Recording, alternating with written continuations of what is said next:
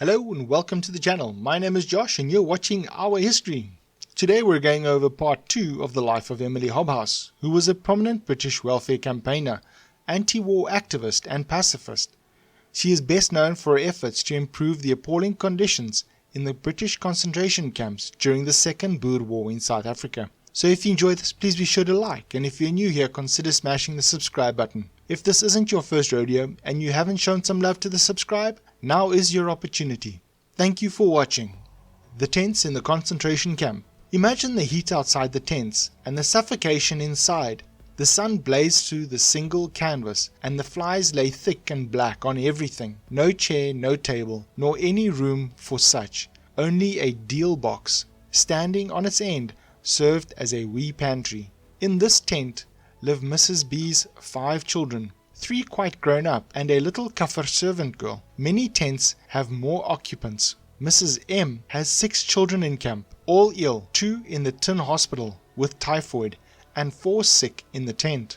A terrible evil just now is the dew. It is so heavy and it comes through a single canvas of tents, wetting everything. All the morning the gangways are filled with the blankets and the odds and ends regularly turned out to dry in the sun. The doctor told me today he highly disapproved of the tents for young children and expected high mortality before June.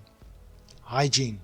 Soap has been unattainable and none given in the rations. With much persuasion and weeks of requisitioning, soap is now given occasionally in very minute quantities, certainly not enough for clothes and personal washing. We have much typhoid and are dreading an outbreak, so I am directing my energies to getting the water of the Modera feed boiled, as well swallow typhoid germs whole as drink that water, so say doctors. Yet they cannot boil it all, for first, fuel is very scarce. That which is supplied weekly would not cook a meal a day, and they have to search the already bare koppies for a supply. There is hardly a bit to be had. Second, they have no extra utensil to hold the water when boiled. I propose, therefore, to give each tent a pail or crock and get a proclamation issued that all drinking water must be boiled. The cruel system. Above all, one would hope that the good sense, if not the mercy, of the English people will cry out against the further development of this cruel system, which falls with crushing effect upon the old, the weak, and the children. May they stay the order to bring in more and yet more. Since Old Testament days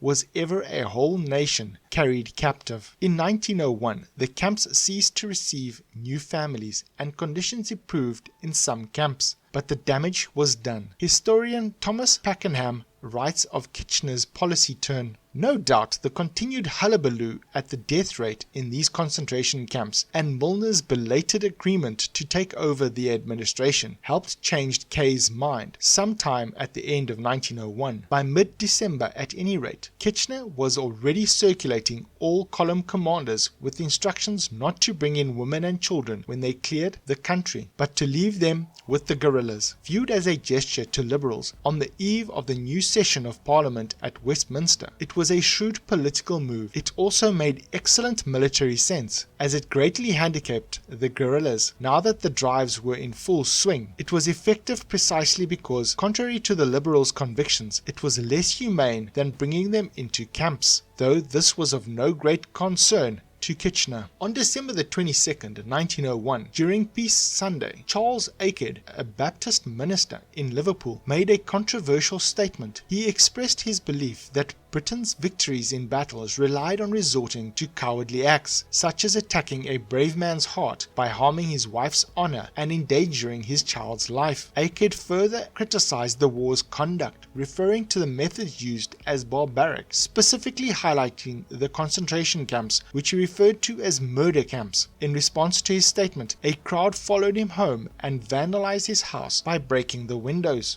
Bloemfontein concentration camp.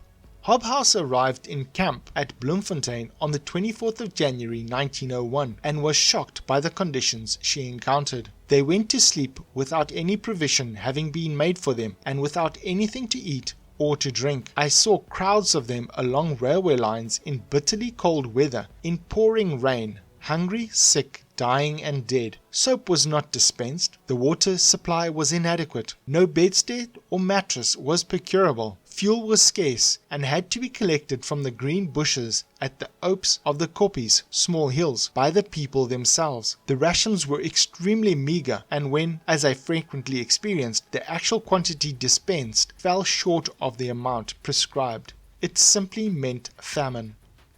Hobhouse was greatly distressed by the suffering of undernourished children in the concentration camps. Diseases like measles, bronchitis, pneumonia, dysentery, and typhoid had caused numerous fatalities. The limited number of tents in the camps couldn't adequately accommodate the sick, particularly the children. Hobhouse specifically highlighted the sad case of Lizzie van Zyl, a Boer combatant's daughter, who died in the Bloemfontein camp. Lizzie was treated harshly, given minimal rations, and eventually moved to a hospital 50 kilometers away, where she suffered from starvation. Due to language barriers, hospital staff labeled her an idiot and couldn't comprehend her pleas for her mother. While trying to comfort the young girl, Mrs. Botha, an Afrikaner woman, was interrupted by a nurse who deemed her interference as nuisance. When Emily requested soap for the people, she was informed that it was deemed a luxury. Despite this, she persevered and managed to have soap listed as a necessity, along with other essential items like straw, more tents, and additional kettles for boiling drinking water. Hobhouse